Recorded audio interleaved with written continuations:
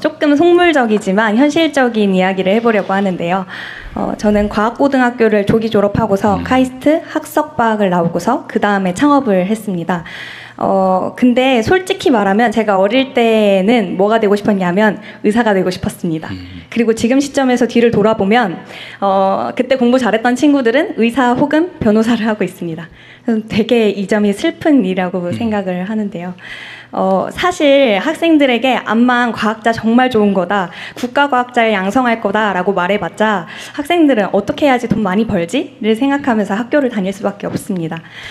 그래서 요즘은 감사하게도 SK 하이닉스가 연봉을 많이 주면서 친구들이 반도체 분야로 엄청나게 몰리고 공부를 열심히 합니다. 그러니까 저는 결국 이 인재 양성을 잘하려면은 과학자들이 돈을 잘 버는 세상이 되어야 되고, 단순히 연봉을 높여야 한다가 아니라 그 과학자들이 나중에 되게 잘 되는 세상을 만들려면 산업계가 부흥해야 한다고 생각을 합니다.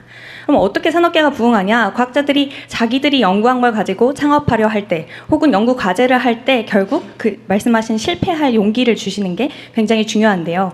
그래서 저는 본인들이 연구했던 그 주제를 가지고 혹은 본인들이 공대생으로서 창업을 할 때에 그런 면에서 인센티브나 아니면 실패할 용기를 조금 더 부여해 주시는 것이 실질적인 도움이 될 것 같습니다.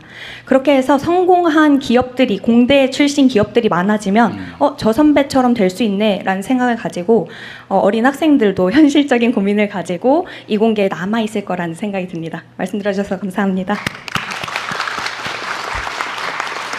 정말로 훌륭한 지적을 하신 것 같습니다. 요새 SK가 월급을 많이 주는 모양이군요.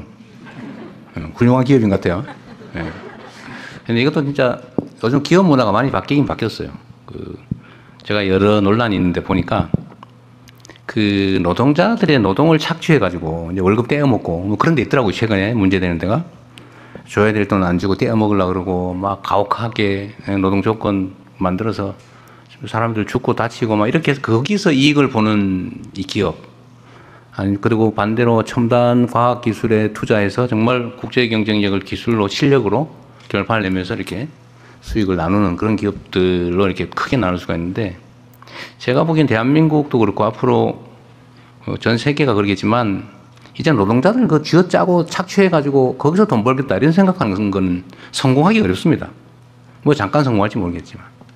그래서 정말로 성과에 대해서 충분히 보상하고 정말 새로운 첨단 기술 개발해가지고 무슨 뭐 HBM 이런 거 하나 개발해가지고 대량으로 팔면 엄청나게 남는데 거기 기여한 과학자들, 연구자들 충분히 보상해주면 또 다른 아이템 생기고 이렇게 되지 않겠어요? 우리 사회 전체 분위기도 좀 그렇게 바뀌어야 될 것 같고요. 우리 가기부 장관님. 우리가 이제 기업 지원 사업 중에서도 이제 실패자 펀드 이런 걸 만들기로 했잖아요. 네. 저희가 창업이나 이런 거 할 때 지원을 하지 않습니까? 지원을 했는데 실패했다 그러면 우리나라는 기본적으로 이제 신용불량 돼가지고 다시는 못 일어나게 돼 있거든요. 거의 대부분. 그래서 이렇게 하면 안 된다. 진짜 실패가 자산이다. 많이 실패한 사람이 훨씬 성공할 가능성이 높거든요. 경험이 쌓이기 때문에. 그래서 실패자들에 대해서도 우리가 뭐 금융제도나 이런 데서는 다시 재기가 어렵게 돼 있긴 하지만 그런 것도 많이 완화할 거고, 펀드 지원도 실패자들을 우대하는 그 펀드도 만들고 하는데, 요 과학 연구 분야에서도 아까 우리가 말은 했지만 실패한 사람에 대해서 차별하지 않겠다 수준까지 겨우 얘기한 것 같아요. 실패자들을 좀 우대해주는 인센티브를 주는 것도 한번 연구해 보시면 어때요? 네. 아니, 선의를 가지고 열심히 했는데 연구가 실패할 수 있잖아요. 그런데 사고 쳐가지고 그런 거 빼고 열심히 했는데 실패했다. 오히려 저는 그런데 기회를 더 줘야 되지 않을까? 그런 생각이 드는데, 똑같이 기회를 주겠다도 중요한데 그보다는 아예 특정 섹터를 하나 만들든지 해가지고 기회를 별도로 추가로 주는 걸로 네. 검토해 보십시오.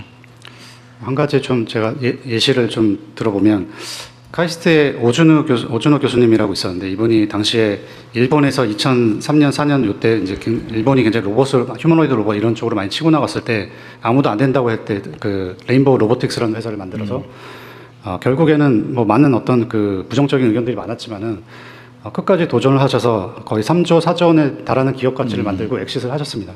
이런 사례들이 많이 만들어져야지 우리 학생들이 어떤 이공계에 도전을 하고 공부를 하고 도전하는 이런 문화가 만들어질 것 같습니다. 그런 측면에서 대통령이 말씀하신